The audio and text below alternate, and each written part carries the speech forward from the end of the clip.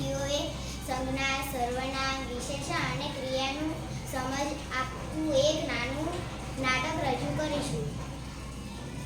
અરે આ શું વ્યાકરણ પાઠ? હું વ્યાકરણ પાઠમાં ક્યારેય ગઈ નથી. ચાલને હું આજે વ્યાકરણ પાઠમાં જઈને જોઉં કે વ્યાકરણ પાઠમાં શું હોય છે. ઉભા રહો, તમે ક્યાં જાવ છો? હું વ્યાકરણ પાઠમાં જાઉં છું. વ્યાકરણ પાઠમાં જવા માટે તમારે ટિકિટ લેવી પડશે. હું આ ટિકિટનું શું કરીશ? અંદર તમારે બધાને શોધવા પડશે. સંજ્ઞા, સર્વનામ, વિશેષણ, ક્રિયા.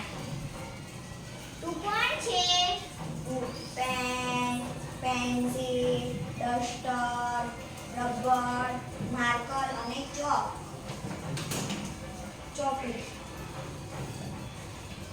સ્કૂલ, ઘર, ઓફિસ. અરે તું તો સંજ્ઞા છે. કોઈ વ્યક્તિ, સ્થાન, પ્રાણી, ભાવ કે ક્રિયાને ઓળખાવતા પદોને સંજ્ઞા કહેવાય છે.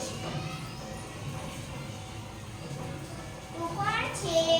હું, તું, તારાથી, મારાથી, તેને, એને, આપણે, બંને. તું તો સર્વનામ છે. સંજ્ઞાના બદલે વપરાતા પદોને સર્વનામ કહે છે. તું કોણ છે? નાનું, મોટું, જાડું, પાતળું, સુંદર, કાળું, ધોળું ને બુદ્ધિમાન. અરે તું તો વિશેષણ છે.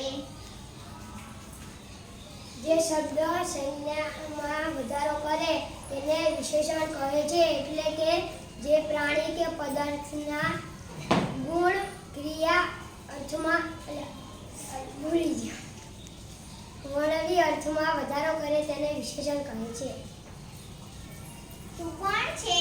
સૂવું, ઉઠવું, બેસવું, ખાવું, પીવું, રોવું, હસવું, નાહવું, ચાલવું, દોડવું અને કૂદવું.